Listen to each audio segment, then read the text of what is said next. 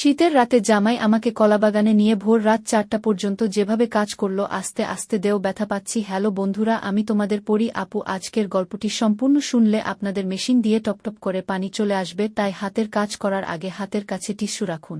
আমার নাম সুনিতা। বয়সের ভার আমার ওপর পড়েছে ঠিকই, তবে আমার সৌন্দর্য নিয়ে কেউ কোনো প্রশ্ন তুলতে পারেনি। বয়স বাড়লেও আমি ছিলাম একটু স্বাস্থ্যবান, এবং এটাই আমাকে অন্যদের থেকে আলাদা করত। আমার চলাফেরা এবং হাসিখুশি স্বভাব অনেকের নজর কাড়ত, কিন্তু এই সৌন্দর্য আমার জীবনে এমন এক অধ্যায় নিয়ে আসবে যা আমি কখনো কল্পনাও করতে পারিনি। আমার জামাইমশাই, যার প্রতি আমি সবসময় সম্মান আর আস্থা রেখেছিলাম, এমন কিছু করবে যা আমার মনের গভীরে ঝড় তুলে দেবে। আমি ভেবেছিলাম পরিবারের মধ্যে সম্পর্ক সবসময় পবিত্র থাকবে, কিন্তু সেই রাতে যা ঘটেছিল তা আমার জীবনের ওপর গভীর প্রভাব ফেলেছিল। কয়েকদিন পর আমার জামাই হঠাৎ আমার ঘরে এলো। সেই সময় আমি বন্ধুর মেয়ের বিয়ের জন্য সিলেক্ট করা শাড়িগুলো আলমারি থেকে বের করছিলাম। প্রতিটি শাড়ির রং আর কাজ দেখে মনে হচ্ছিল যেন প্রতিটা গল্প বলছে। কিছু শাড়ি আলাদা করে রাখলাম, যাতে পরে আরেকবার দেখে ঠিক করতে পারি কোনটা সঠিক হবে। আমি তখন ঘরে শাড়িগুলো গুছাচ্ছিলাম।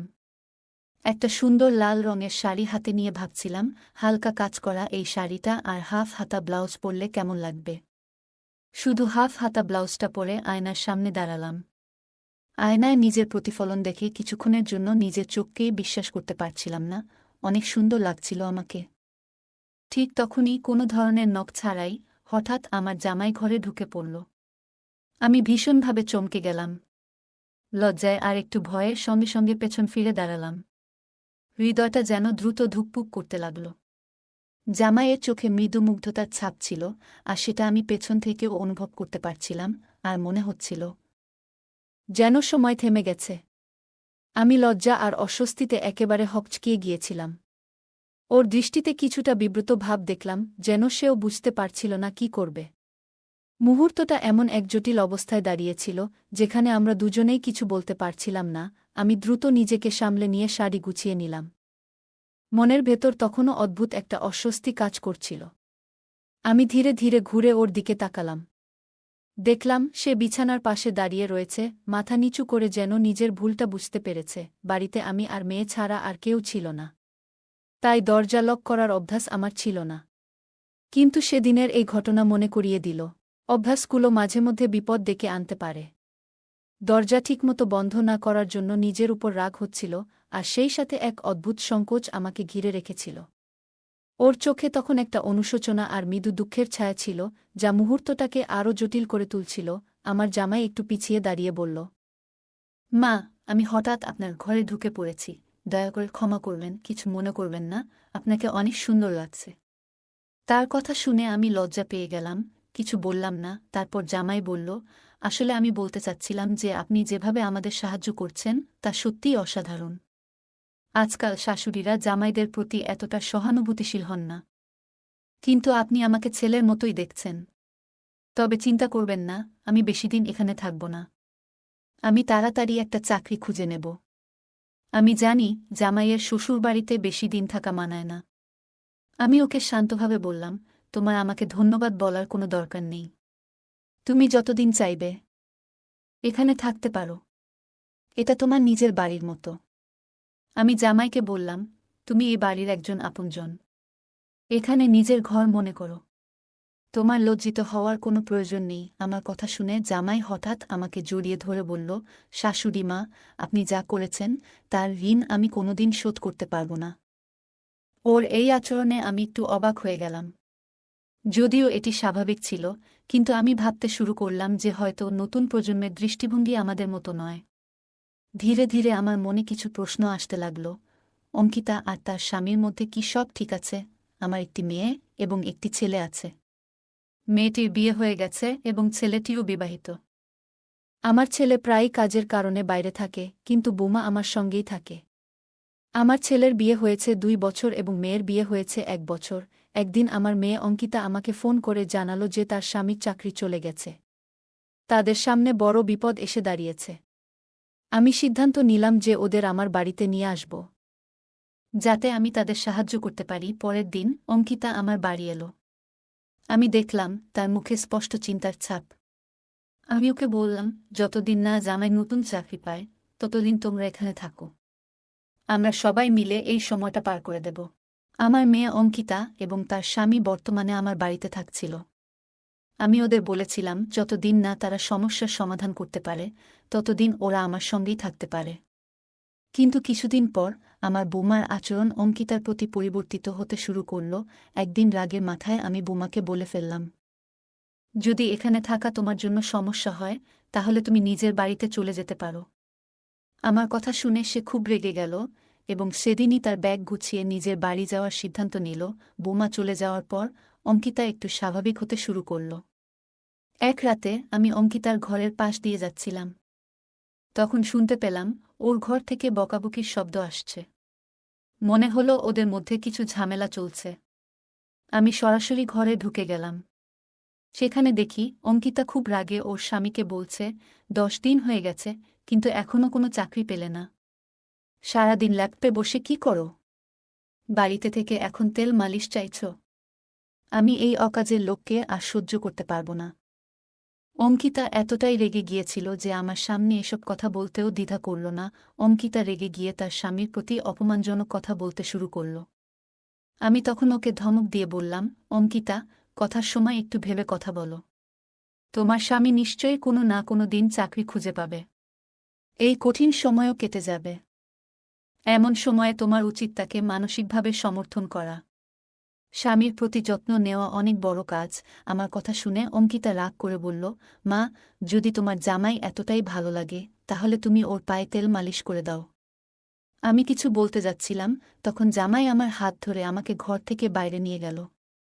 সে শান্তভাবে বলল, মা, আমি অঙ্কিতার রাগ আর বিরক্তি বুঝতে পারি। আমি জানি আমার মতো একজন মানুষ যে এখন কাজহীন, সে পরিবারের উপর চাপ সৃষ্টি করছে। তবে আমি চেষ্টা চালিয়ে যাচ্ছি। জামাই বলল, মা, একজন পুরুষের জন্য ঘরে বসে থাকা সত্যিই লজ্জার ব্যাপার। কিন্তু আমি কি করব? এত চেষ্টা করেও চাকরি পাচ্ছি না। মনে হয় ভাগ্যই আমার বিপক্ষে। তার চোখে জল দেখে আমি বললাম, তোমাকে সাহস হারালে চলবে না। এই সময়ও কেটে যাবে। তারপর বললাম, তুমি এখানে বিছানার ধারে বসো। আমি তোমার মাথায় একটু তেল মালিশ করে দিই। এতে তোমার মন শান্ত হবে আর তুমি ভালো ঘুমাতে পারবে। আমি তার মাথায় তেল মালিশ শুরু করলাম। কয়েক মিনিটের মধ্যেই জামাই বলল, মা, আপনার হাতে যেন জাদু আছে। আমার সব চাপ কমে গেছে। আপনি কি আমার কাঁধেও একটু তেল লাগিয়ে দেবেন? আমি তার কাঁধে হাত বোলানোর সময় একটু অস্বস্তি বোধ করলাম। তখনই বললাম, আমার হাত একটু ব্যথা করছে এবং কিছুটা দূরে সরে এলাম। জানি না কেন আমার ভিতকে অস্বস্তি কাজ করছিল। কিছুদিনের মধ্যেই জামাই একটি চাকরি পেল। চাকরি পাওয়ার 2 দিন পর মেয়ে এসে আমাকে জানালো যে সে মা হতে চলেছে। এই খবর শুনে আমি খুব খুশি হলাম। জামাই ও মেয়ে তাদের বাড়ি ফেরার প্রস্তুতি নিচ্ছিল। কিন্তু আমি তাদের বললাম, আরও 2 দিন থেকে যাও। তোমাদের সঙ্গে এই সময়টা কাটিয়ে নিতে চাই। আমার মেয়ের এই সুখবর আমার মন ভরিয়ে দিল। তখনই সিদ্ধান্ত নিলাম, ভবিষ্যতে তাদের যে কোনো পরিস্থিতিতে পাশে থাকব। আমি ভেবেছিলাম আমার মেয়েকে এবং তার স্বামীকে আরও কিছুদিন আমার কাছে রাখা উচিত। কিন্তু 2 দিনের মধ্যেই লক্ষ্য করলাম অঙ্কিতার শারীরিক অবস্থা ভালো নয়। মেয়ে এবং জামাই আলাদা থাকায় আমি দুশ্চিন্তায় পড়লাম, অঙ্কিতা কি একা বাড়ির কাজ সামলাতে পারবে? আমি সিদ্ধান্ত নিলাম যে যতদিন না ও পুরোপুরি সুস্থ হয়ে ওঠে ততদিন ও আমার সঙ্গেই থাকবে। দিন যেতে লাগল আর জামাই তার অফিসের কাজ শুরু করল। প্রতিদিন সকালে আমি ওর জন্য টিফিন তৈরি করতাম। আমার যত্ন দেখে সেও আমার প্রতি যত্নশীল হয়ে উঠল। সন্ধ্যায় অফিস থেকে ফিরে ক্লান্ত থাকা সত্ত্বেও জামাই রাতের খাবার তৈরিতে আমাকে সাহায্য করত। দেখতে দেখতে 1 মাস কেটে গেল। অঙ্কিতা তখন গর্ভবতী ছিল আর এর ফলে তার মেজাজ পরিবর্তন হচ্ছিল। জামাই এ বিষয়ে খুব বেশি কিছু জানত না, তাই তাদের মধ্যে ছোটখাটো তর্ক হচ্ছিল। আমি ভাবলাম এটা স্বাভাবিক দাম্পত্য জীবনের অংশ, তাই বিশেষ গুরুত্ব দিলাম না। এক রাতে জামাই আমার ঘরে এসে বলল, মা, আমি আর অঙ্কিতার সঙ্গে একই ঘরে একই বিছানায় থাকতে পারছি না। তার এই কথা শুনে আমি অবাক হয়ে গেলাম এবং জানতে চাইলাম, কেন? জামাই বলল, মা, অঙ্কিতা এখন যে অবস্থায় আছে তাতে ওর মেজাজ খুব খারাপ হয়ে যাচ্ছে। যদি তার গায়ে হাতও লাগে ও রেগে যায়। এই কারণে আমি ঠিকমতো ঘুমোতে পারছি না। অফিসের কাজ করতে গিয়ে আমার চোখও ভারী হয়ে আসছে। আমার শরীর আর মন খুবই ক্লান্ত। আমি তাকে বললাম, অঙ্কিতা যে অবস্থায় আছে তাতে মেজাজের ওঠানামা স্বাভাবিক। তোমার উচিত ওকে বোঝার চেষ্টা করা। কিন্তু জামাই বলল, আমি বুঝি মা, কিন্তু এখন আমার বিশ্রামেরও প্রয়োজন। যদি আমি বিশ্রাম না পাই তাহলে কাজেও মনোযোগ দিতে পারব না। তারপর সে বলল, মা, যদি আপনার কোনো আপত্তি না থাকে তাহলে আমি কি আজ থেকে আপনার ঘরে থাকতে পারি? আমি প্রথমে সরাসরি হ্যাঁ বলিনি, তবে বুঝলাম তার কাছে আর কোনো বিকল্প নেই। তাই কিছুক্ষণ ভেবে বললাম, ঠিক আছে। আমার মনে যদিও একটু দ্বিধা ছিল, তবু আমি ভাবলাম এটি সাময়িক সমস্যা এবং ওর আরামটাই এখন গুরুত্বপূর্ণ। সেই রাতে যখন জামাই আমার ঘরে ঘুমাতে এলো, আমি খুব অস্বস্তি বোধ করছিলাম, কারণ আগে কখনো এমন পরিস্থিতি হয়নি। ওর উপস্থিতির কারণে আমি রাতে ঘুমাতে পারিনি। আমি ভাবলাম এটি একটি নতুন অভিজ্ঞতা এবং বিষয়টি যতটা সহজভাবে নেওয়া যায় ততটাই ভালো। সেই রাতে আমি সালোয়ার কামিজ পরে ঘুমিয়ে পড়েছিলাম, তবে সারা রাত অস্বস্তি অনুভব করছিলাম এবং ঘুম ঠিকমতো হয়নি। সারা রাত বিছানায় এপাশোপাশ করছিলাম। মনে হচ্ছিল পুরো বাড়িটা যেন নীরব, কিন্তু আমার হৃদয়ের অস্বস্তি সেই নীরবতার মধ্যেও একটা ভারী শব্দ হচ্ছিল। ঘুম আসছিল না। চোখের পাতা এক করতে গেলেই সেই মুহূর্তটা বারবার মনে পড়ে যাচ্ছিল।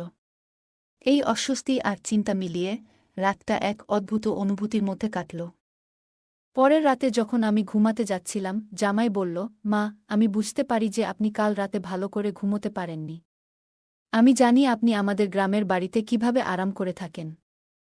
আমাকে লজ্জা করার কিছু নেই। আপনি চাইলে আপনার স্বাভাবিক পোশাক পরে ঘুমাতে পারেন।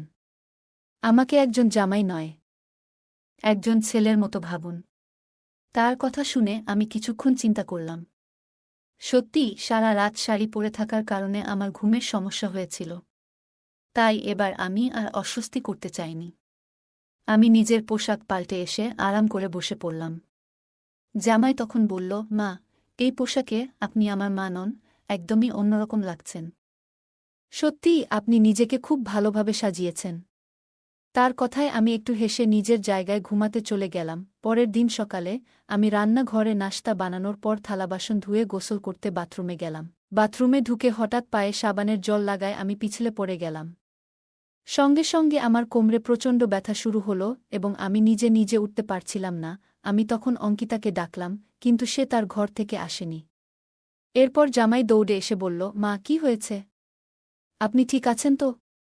সে আমাকে উঠতে সাহায্য করল এবং বলল, আপনার আরও সাবধানে থাকা উচিত, মা। বাথরুমে পড়ে গিয়ে যখন যন্ত্রণা পাচ্ছিলাম তখন জামাইমশাই দ্রুত এসে আমাকে উঠিয়ে বিছানায় নিয়ে গেলেন। সে সময় আমার কোমরে প্রচণ্ড ব্যথা হচ্ছিল। তিনি সাথে সাথে আমার জন্য গরম পানির ব্যাগ এনে দিলেন। আমি লক্ষ্য করলাম সে অফিসের জন্য প্রস্তুত হয়েছিলেন, কিন্তু আমার সাহায্য করতে গিয়ে তার পোশাক ভিজে গেল। জামাইমশাই এক মুহূর্ত পেছন ফিরে তাকাননি। অল্প সময় পর আমার মেয়ে অঙ্কিতা ঘরে এলো, কিন্তু সে গর্ভবতী হওয়ায় আমাকে সাহায্য করতে পারছিল না। আমার মেয়ের আসার অপেক্ষা না করে জামাইমশাই আমার পাশে দাঁড়ালেন। তিনি আমাকে হাসপাতালে নিয়ে যেতে চাইলেন, তবে আমি তাকে জানালাম যে কয়েকদিন বিশ্রাম নিলেই ব্যথা সেরে যাবে। আমার কথা শুনে তিনি রাজি হলেন এবং অফিসে যাওয়ার আগে অঙ্কিতাকে বলে গেলেন, যতক্ষণ না আমি ফিরছি মায়ের যত্ন নিও। সন্ধ্যায় অফিস থেকে ফিরে তিনি নিজেই রান্না করলেন, কারণ অঙ্কিতা শরীর খারাপের জন্য রান্নাঘরে যেতে পারছিল না। রাতে যখন তিনি আমার ঘরে এলেন তখন দেখলেন আমি কোমর ধরে বসে আছি। তিনি বাম নিয়ে এসে বললেন, মা, আমি একটু বাম লাগিয়ে দিই, এতে আপনার ব্যথা কিছুটা কমবে। জামাইমশাইয়ের সাহায্য নেওয়াটা আমার জন্য অস্বস্তিকর ছিল, কিন্তু তিনি বারবার জোর দিয়ে বললেন, অঙ্কিতা তো গর্ভবতী, তাই সে তোমার তেমনভাবে সাহায্য করতে পারবে না। মা, এটা আমার দায়িত্ব। আমি অনেক চেষ্টা করেছিলাম নিজের সবকিছু সামলানোর, কিন্তু তার আন্তরিকতায় আর না বলতে পারলাম না। তিনি আমার কোমরে বাম লাগাতে শুরু করলেন। যত্নে ভরা তার আচরণে আমি ধীরে ধীরে আরাম অনুভব করছিলাম। কিছুক্ষণের মধ্যেই আমি গভীর ঘুমে তলিয়ে গেলাম। রাতের দিকে ঘুম ভেঙে দেখি জামাইমশাই আমার কাছাকাছি বসে আছেন। তার ব্যবহারে কোনো অন্যায়ের ইঙ্গিত পাইনি। আমি অল্প নড়াচড়া করতে গিয়ে হঠাৎ আবার কোমরের ব্যথায় কুকিয়ে উঠলাম। আমার আওয়াজ শুনে তিনি সঙ্গে সঙ্গে জেগে উঠলেন এবং আমার আরাম নিশ্চিত করার চেষ্টা করলেন। আমি কিছু বলার আগে তিনি শান্ত স্বরে বললেন, মা, আপনার শরীরের যত্ন নেওয়াটাই এখন সবচেয়ে জরুরি। আপনি আরাম করুন, আমি এখানে আছি। পরের দিন সকালে আমি কিছুটা ভালো অনুভব করছিলাম। হঠাৎ কাশির সমস্যা শুরু হলে তিনি পিঠে হাত বুলিয়ে আমাকে স্বস্তি দেওয়ার চেষ্টা করলেন। তার এই মানবিক ও যত্নশীল আচরণ আমাকে অভিভূত করেছিল। দিন শেষে আমি বুঝতে পারলাম, পরিবারে একে অপরের পাশে দাঁড়ানোই সবচেয়ে বড় সম্পর্কের সৌন্দর্য। জামাইমশাইয়ের সাথে একই ঘরে থাকা আমার কিছুটা অস্বস্তিকর লাগছিল। তার আমার প্রতি অতিরিক্ত যত্নশীলতা আমাকে নতুনভাবে ভাবতে বাধ্য করেছিল। পরের দিন দুপুরে অঙ্কিতা যখন আমার ঘরে এলো, তখন আমি তাকে বললাম, আমি তোমার নন্দকে বাড়িতে নিয়ে আসতে চাই। বাড়ির কাজগুলো সামলাতে আমার অসুবিধা হচ্ছে। যদি সে আসে তবে ঘরের দায়িত্ব নিতে পারবে। অঙ্কিতা হেসে বলল, মা, গত কয়েকদিন ধরে আমার স্বামীই তো তোমার যত্ন করছে। তারপরও তুমি কেন নন্দকে নিয়ে আসতে চাইছ? তোমার জামাই কি যথেষ্ট নয়? তার কথাগুলো আমাকে বিভ্রান্ত করল।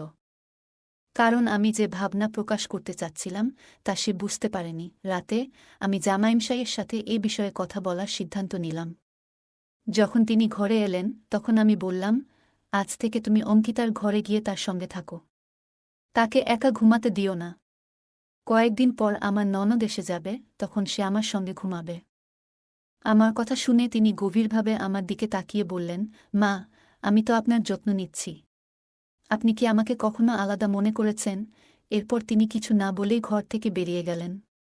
তার প্রতিক্রিয়া দেখে মনে হল হয়তো আমার কথা তাকে কষ্ট দিয়েছে। আমি ধীরে ধীরে উঠে তার পেছনে হাঁটতে শুরু করলাম। তার কষ্টটা বোঝাতে চাইলাম। সেই রাতে আমরা দুজনেই বুঝতে পারলাম যে পারিবারিক সম্পর্কের মধ্যে একে অপরকে বোঝার ক্ষমতাই সবচেয়ে মূল্যবান। আমি যখন তাদের ঘরের সামনে পৌঁছালাম তখন মেয়ে ও জামাইমশাইয়ের কথোপকথন শুনতে পেলাম। মেয়ে রাগান্বিত স্বরে বলছিল, বিনোদ, তোমার কাছ থেকে কোনো কাজই সঠিকভাবে হচ্ছে না। গত কয়েকদিন ধরে সব কাজ আমি নিজেই করছি। মা এখনও তোমার দিকে ভরসা করতে পারছেন না। জামাইমশাই একেবারে চুপ ছিলেন। মেয়ে আরও বলল, তুমি কি ভুলে গেছ যে আমাদের পরিকল্পনা কি ছিল? এই বাড়িটা আমাদের নামে করতে হবে। তোমার পেনশনের টাকাতেও আমার ভাগ চাই। তোমার পরিবারের তো 2টি ঘর রয়েছে, আর তোমার মায়ের কাছেও 2টি বাড়ি আছে। অন্তত একটি বাড়ি আমার নামে হওয়া উচিত। এজন্য আমি যা করার প্রয়োজন তা করব। তারপর মেয়ে বলল, মা, ভাইয়া আর বৌদিকে বাড়িতে ডাকার বিষয় বলছিলেন। যদি ওরা আসে তাহলে বৌদি আমাদের পরিকল্পনা বুঝে ফেলবে। একবার মায়ের সামনে সব সত্য প্রকাশ পেয়ে গেলে এই বাড়ি আর আমাদের হবে না। এই কথাগুলো শুনে আমি স্তব্ধ হয়ে গেলাম। গত কয়েকদিন ধরে তারা আমার প্রতি যে মায়া ও যত্ন দেখিয়েছিল তা সবই মিথ্যে ছিল। মেয়ে গর্ভাবস্থার অজুহাত দিয়ে আমার আবেগের সঙ্গে খেলা করছিল, যাতে সে তার স্বার্থসিদ্ধি করতে পারে। আমি শান্তভাবে নিজের ঘরে ফিরে এলাম। কিছুক্ষণ পর আমি দেখলাম আমার নিষেধ সত্ত্বেও জামাইমশাই আবার আমার ঘরে এসে শুয়ে পড়েছেন। আমি ভাবছিলাম কিভাবে পরিবারের শান্তি বজায় রাখব এবং সত্যি ঘটনা প্রকাশ করব। শেষমেশ সিদ্ধান্ত নিলাম, সম্পর্কের ভিত্তি স্বচ্ছতা ও আস্থার ওপরই দাঁড়িয়ে থাকে। আমি ধৈর্য ধরে সমস্ত বিষয়ে সঠিক সময়ে প্রকাশ করার জন্য প্রস্তুত হলাম। পরের দিন সকালের নাস্তার সময় আমি আমার ছেলে ও বৌমাকে ঘরে ডেকে আনলাম। তাদের দেখে জামাইমশাই এবং অঙ্কিতা হতভম্ব হয়ে গেল। অঙ্কিতা রাগান্বিত স্বরে জিজ্ঞাসা করল, মা, তুমি ওদের এখানে কেন ডেকেছ? আমি বুঝলাম। এখন সময় এসেছে সবকিছু স্পষ্ট করে বলার। অঙ্কিতার দিকে এগিয়ে গিয়ে বললাম, গত রাতে আমি তোমার এবং তোমার স্বামীর কথোপকথন নিজ কানেই শুনেছি। তুমি তোমার জামাইয়ের মিথ্যা ভাবমূর্তি গড়ে তোলার চেষ্টা করছ, অথচ যেই বৌমা এতদিন ধরে আমার যত্ন করছিল তাকে ভুল বুঝিয়ে দূরে সরিয়ে দিয়েছ। আমি থেমে কিছুক্ষণ ওর দিকে তাকালাম, তারপর বললাম, তুমি আমার মেয়ে, তোমাকে সবসময় ভালোবাসি। কিন্তু সম্পত্তির লোভে তুমি যে ষড়যন্ত্র করেছ তা আমাকে আহত করেছে। আমি সবসময় ভেবেছিলাম আমাদের পরিবারে ভালোবাসা এবং আস্থাই প্রধান, কিন্তু তোমার এই কাজ আমাকে খুব কষ্ট দিয়েছে। অঙ্কিতা চুপ করে দাঁড়িয়েছিল। আমি এরপর ছেলে এবং বৌমার দিকে ফিরে বললাম, আমি চাই তোমরা এখানে থাকো।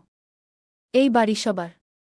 পরিবারে একে অপরকে বোঝা এবং সাহায্য করাই আসল সম্পর্কের সৌন্দর্য। জামাইমশাইও চুপচাপ ছিলেন, কিন্তু তার চোখে অনুশোচনার ছাপ ছিল। সেই মুহূর্তে আমি বুঝলাম ভুলগুলো ঠিক করার জন্য কখনো দেরি হয় না। আমি মেয়েকে দৃঢ়ভাবে বললাম, তোমার লোভ এবং ভুল সিদ্ধান্তের কারণে সম্পর্কগুলো নষ্ট হয়ে যাচ্ছে। এই বাড়ির একটাও ইট তোমার নামে হবে না। যে সত্যিকারের ভালোবাসা এবং যত্ন দেখাবে তারই এই সম্পত্তির অধিকার থাকবে। আমি ভুল করেছিলাম তোমাকে বারবার বাড়িতে ডেকে এনে, আর ভেবেছিলাম তুমি দায়িত্বশীল হয়ে উঠেছ। কিন্তু আজ বুঝতে পারছি এমন লোভী মনোভাবের কোনো পরিবর্তন হবে না। আমি আরও বললাম, পিতামাতা তাদের সন্তানদের জন্য সবকিছু ত্যাগ করেন, কিন্তু মেয়েরা যদি শুধুই সম্পত্তি নিয়ে চিন্তা করে, তাহলে তাদের দায়িত্ব কি? যে সন্তানরা শুধু জিজ্ঞাসা করে আমাদের জন্য কি করেছ, তারা কখনো পরিবারের প্রকৃত মর্ম বুঝতে পারে না। তোমার মতো মানসিকতাকে আমি আমার কাছ থেকে দূরে রাখাই ভালো। আজ থেকে তুমি আর এই বাড়ির কোনো অংশ নও। আমি ছেলের দিকে তাকিয়ে বললাম, তোমাদের ভুল বোঝাবুঝির কারণে আমি আমার ছেলে এবং বৌমাকে দূরে সরিয়ে দিয়েছিলাম। কিন্তু এখন বুঝতে পারছি সম্পর্ক টিকিয়ে রাখতে হলে সবার মধ্যে ভালোবাসা এবং সম্মান থাকা জরুরি।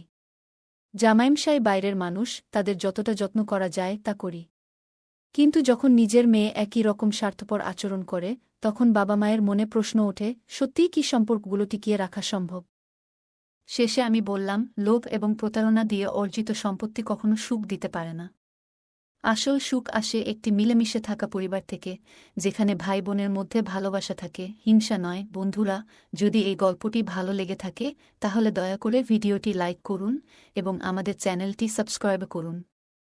পাশে থাকা বেল আইকনটি প্রেস করুন, যাতে করে আমরা যখনই নতুন ভিডিও আপলোড করি তার নোটিফিকেশন সবার আগে আপনার কাছে পৌঁছে যায়। ধন্যবাদ। দেখা হবে আমাদের পরবর্তী ভিডিওতে।